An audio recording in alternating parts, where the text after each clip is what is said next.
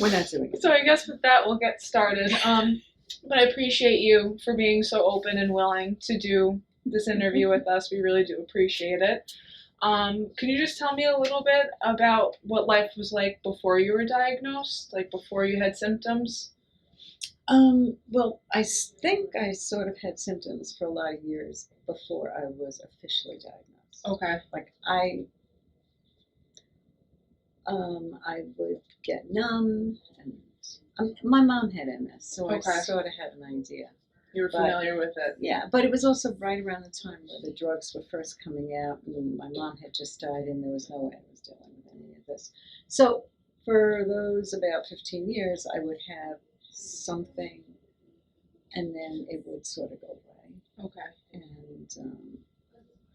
but I wasn't really officially diagnosed until about 15 years ago. Okay. When I had no choice. Yeah. I had no choice. I was like, you had to do something about it. Well, I had been on this. I did everything wrong. Everything. I was on a hiking trip in Death Valley by myself. Oh. And that was pretty gutsy of you to go on your own. The only good thing about this was I had amazing hiking boots. Okay. So I'm like dragging through all this rock because I got a little lost. I'm dragging through this rock and dragging through this rock and dragging through this rock, and I like could not lift my leg. Yeah. And it was so bad I lost like a toenail because of how much I was dragging through the rock. Wow. And then I said I can have to take this. Yeah. So, but that was like the moment you saw it. Yeah. Well, I mean, I had a double vision episode that they called probable, but it dissipated after 3 or 4 weeks. Yeah. So I consider myself incredibly fortunate also. Yeah. When did how did you find out about Thrivewell? It was during the height of COVID. Okay.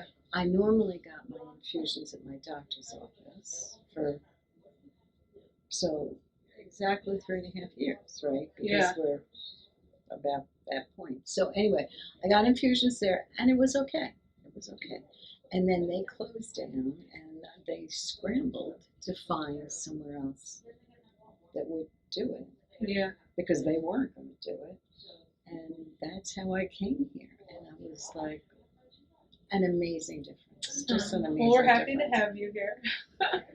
I love this place. Yeah. You know, because after they reopened, I was like, oh my God, this is so much nicer. So much nicer. Can you speak a little bit further as to like why it's so much different here for you when you come here for treatments? Like what makes it so special in comparison to the doctor's office? It's private. You have your own room. I'm not a TV watcher, but you could if you wanted to watch TV.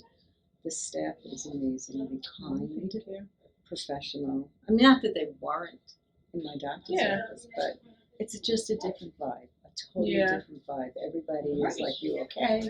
You need anything? Yes. You know, in my doctor's office, I would be like hoping the nurse would come in. Yeah. Yes, we have that. You know, I'm not the kind of person who'd be yelling for the nurse. But, yeah. So with all that said, though, I hope you always feel comfortable to let us know if you do need anything while you're here. But I'm happy you feel so comfortable while you are here. Absolutely. I love this place. Oh, that's so nice to hear. Thank you. We appreciate it. How do you feel prior to your infusions? Do you feel symptomatic of everything, or? So, the weird thing about MS is you just have no idea if whatever you're doing is working or not. Yeah. I mean, I am like slowly declining, but very slowly declining. I'm also just turned 70, and I do more with this illness than a lot of my friends who are the same age or even a little older. So, part of it is me. Part of it might be that, might not be that. You just don't know. I would never stop because you don't know what might happen. Yeah. Doing it, but I don't actually have any inclination of the day before an infusion. If I'm like, oh God, thank goodness I'm going tomorrow. I don't have that at all. Okay. At all. like nothing. Okay. I do the Do you- same today as I did yesterday. Gotcha. Okay. So do you feel like an improvement even after the infusion, or No, Okay. I really don't feel like Yeah. I don't have any indication. But who knows? Yeah. If it stopped, I could be like And in you've a been on wheelchair. it for a while Long now time. too, so Long maybe time. you're kind of stuck in this normal feeling, so it's hard Maybe. to really know. Right. But however you cut it, you do have a very beautiful attitude towards everything. I give you a lot of credit because I know it's not an easy thing to be going through. So And I being think I'm positive does make a big difference too. But I think I'm lucky because it's just, I have no cognitive issues, which that would really make me crazy. Yeah. And I still have an amazingly good leg, so I'm just dragging my right leg more than I have, Yeah. and I'm slower than I've been, but it's a steady, slow decline. I'm not in a wheelchair. Yeah. I'm still actually doing a little bit of hiking in Death Valley. Good for you. Good for you. I'm a little jealous of that part. But yeah, and as we go along, if there's really anything that we can ever do to help make things a little bit easier, to always let us know.